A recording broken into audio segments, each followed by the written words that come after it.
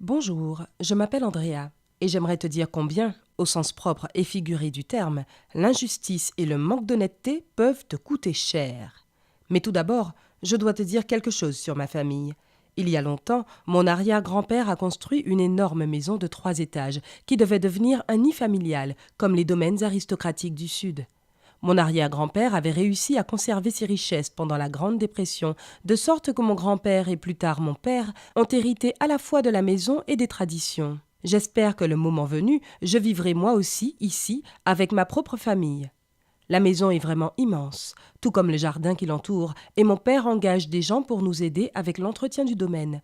Le jardinier est chargé de créer des chefs-d'œuvre à partir de plantes ordinaires. Le cuisinier prépare les dîners et laisse la nourriture pour le lendemain dans le réfrigérateur. Puis vient la femme de ménage. Notre gouvernante actuelle s'appelle Julia. Elle a quitté le Mexique il y a quelques années. Quelqu'un doit payer pour toutes ces factures, alors mon père passe presque tout son temps dans son bureau. Il arrive tard à la maison pour dîner et parfois il ne rentre pas du tout. Il me manque beaucoup, mais je comprends pourquoi il fait tout cela. Ma mère n'est pas obligée d'aller travailler, mais cela ne veut pas dire que je la vois plus souvent. Même si notre ville est petite, il s'y organise de nombreuses activités auxquelles ma mère participe tout le temps. Et s'il se passe une sorte de drame familial quelque part, ma mère sera toujours présente pour calmer les esprits, écouter les gens et les encourager. Toutes les femmes au foyer de notre ville partagent leurs secrets avec elle et personne n'aurait eu l'idée d'organiser le moindre concours de la plus belle rose de la ville sans elle. Alors je reste souvent à la maison avec Julia, qui est toujours silencieuse. Mais je me sens rarement seule.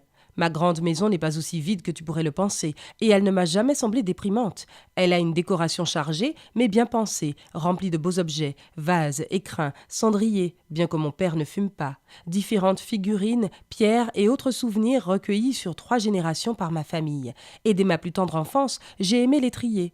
Aucune autre maison que je connais n'avait autant de choses aussi étonnantes et même parfois aussi chères. Et j'ai toujours été fière de mener une vie aussi hors du commun dans ma maison. C'est pourquoi j'ai tout de suite remarqué la disparition du coupe-papier et de la statuette de la chouette en ivoire de la table de la bibliothèque. Disons que la bibliothèque est très grande, donc ces choses auraient pu facilement tomber sur le sol et se perdre pendant le ménage. Alors j'ai appelé la gouvernante et lui ai demandé de les chercher pendant son prochain nettoyage. Pour une raison quelconque, Julia semblait inquiète et nerveuse, comme si je lui avais ordonné de trouver les bibelots immédiatement. Mais c'est une personne très émotive et qui ne parle pas très bien notre langue, alors j'ai décidé de ne pas lui répéter et je suis revenue à ce que je faisais. Mais l'histoire ne fait que commencer. Une semaine plus tard, un ancien cendrier forgé a disparu du salon. C'était étrange. J'ai regardé sous les tables de thé et les canapés, agenouillée par terre dans ma robe, mais je ne l'ai pas trouvé. Puis je me suis souvenu des objets dans la bibliothèque et je suis allée voir s'ils avaient été retrouvés.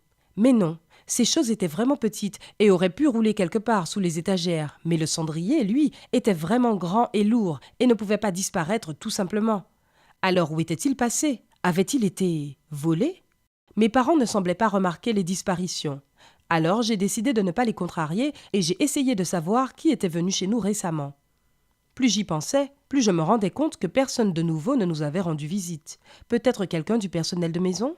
Le jardinier n'entrait jamais dans la maison principale. Le cuisinier ne travaillait que le soir et quittait rarement la cuisine. Il ne restait plus que Julia.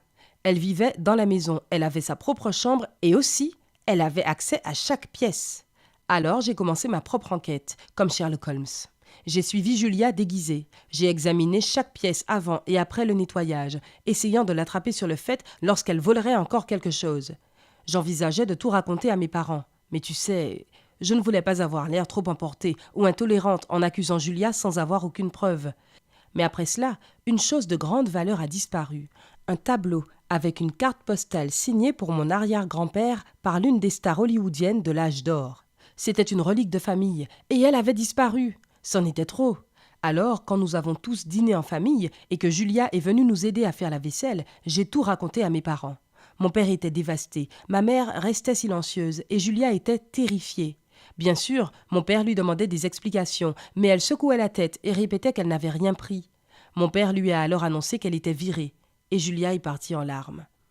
Pendant près d'une demi-heure, mon père a essayé bruyamment de savoir si c'était vraiment la faute de Julia. Finalement, il est arrivé à la conclusion que c'était en effet la seule personne qui pouvait voler des objets de valeur et a décidé d'appeler la police. Et tout à coup, Ma mère est sortie de son silence, et elle a dit que Julia était innocente. C'était elle qui jetait ces vieilleries, bonnes pour la poubelle, les détruisant une à une. En moins d'1 minute, elle s'est mise à crier qu'elle en avait assez de vivre dans le musée familial de mon père, qui coûtait en plus une fortune à garder en état, et qu'elle suffoquait avec toute cette camelote. Et j'étais très curieuse de savoir ce que mon père allait lui dire quand il reprendrait ses esprits. Mais pour le moment, il était abasourdi, immobile et muet comme une statue. Je me suis précipitée dans la chambre de Julia pour lui demander pardon, au nom de toute ma famille. Tout en descendant les escaliers à toute vitesse, je pensais au danger de garder les choses pour soi lorsqu'on a des problèmes. Et aussi que si tu soupçonnes quelqu'un de faire des choses inappropriées, tu ne dois pas en tirer des conclusions hâtives. As-tu déjà soupçonné quelqu'un d'avoir commis un crime? Qu'as-tu fait alors dans ce cas?